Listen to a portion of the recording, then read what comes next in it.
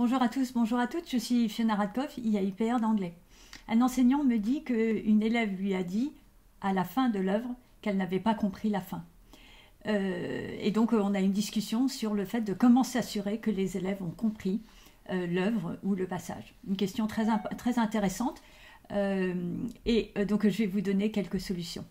La première, c'est d'abord quand vous faites l'œuvre complète, il faut bien comprendre que l'objectif n'est pas de faire toute l'œuvre dans le détail. Et donc c'est d'alterner une compréhension globale sur laquelle vous allez travailler essentiellement la compréhension globale, mais la compréhension fine, en fait, ça va être juste quelques passages de l'œuvre. Et donc, en fait, la compréhension, elle doit être globale. Si l'élève n'a pas compris chaque mot, dans un premier temps, c'est important justement de rappeler régulièrement que l'objectif, c'est pas de tout comprendre dans l'œuvre. Par contre, c'est important que après chaque période, ça dépend du nombre de pages que vous donnez aux élèves, ça peut être 2 pages, ça peut être 30 pages, il faut s'assurer qu'à la fin de l'heure ou à la fin de cette période, 2 heures par exemple, que les élèves ont bien compris le passage. Donc ça ne veut pas dire qu'ils comprennent tous les éléments, mais il faut quand même qu'ils aient compris l'essentiel. Et donc la technique que je donnais à l'enseignant, c'était par exemple, à la fin une fois que tout a été discuté autour de ce passage-là, eh bien faire une pause dans laquelle vous demandez aux élèves, OK, so what is important to know about this passage? Et en fait, vous envoyez un élève au tableau, va noter à un endroit au tableau toutes les idées que sont données par les camarades. Une fois que toutes les idées sont données, en fait, vous demandez, OK, so these are very, very good. We have all the important ideas. We have to put them in the correct order. Et vous demandez aux élèves, l'élève qui est au tableau, de mettre petit 1, petit 2, petit 3, petit 4, en fonction de ce que ses camarades vont lui dire. Et après, donc, vous pouvez écrire par exemple au tableau, what is important to remember in this passage, 2 points. Et puis après, les élèves vont dicter à son camarade un court paragraphe en fonction des idées qui ont été données et on va remettre en fait les idées dans l'ordre puisque 1, 2, 3, 4, 5 et vont lui dicter un court paragraphe en fonction de ces idées-là. Et à la fin de la rédaction de ce résumé, en fait, il faut que les élèves comprennent que c'est ça ce qui est essentiel. Donc un élève, il peut avoir été absent, c'est pas grave. L'essentiel est dans ce paragraphe-là. Il n'est pas obligé de lire 70 pages. Il peut le faire, bien entendu. Mais si un élève a été absent pendant une courte période, l'essentiel est dans ce paragraphe-là.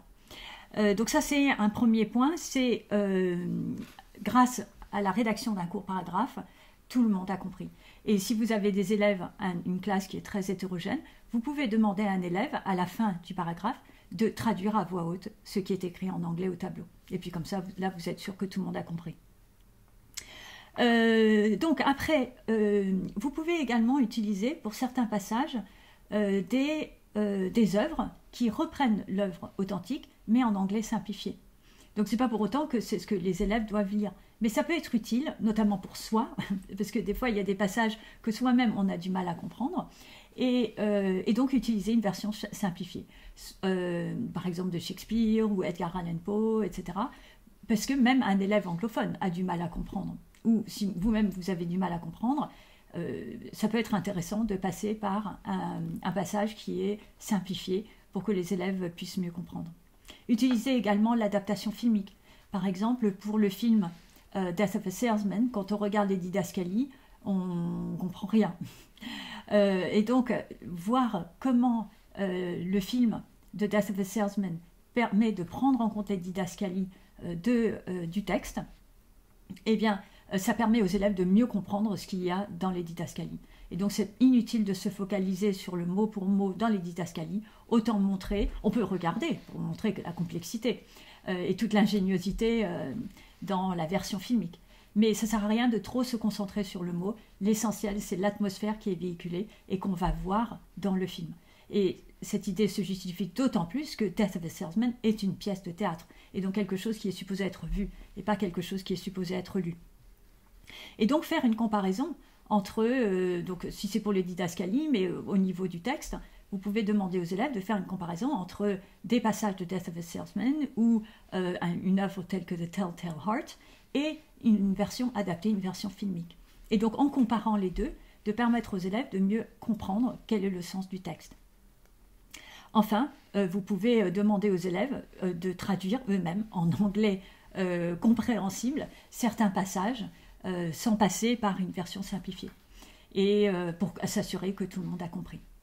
Voilà, donc ça c'est différentes techniques pour vous aider, mais l'essentiel étant que l'objectif de la LCER et des œuvres complètes, c'est d'alterner le passage entre la lecture globale et la lecture fine de certains passages. On ne vous demande pas de faire comprendre tout dans l'œuvre pour les élèves.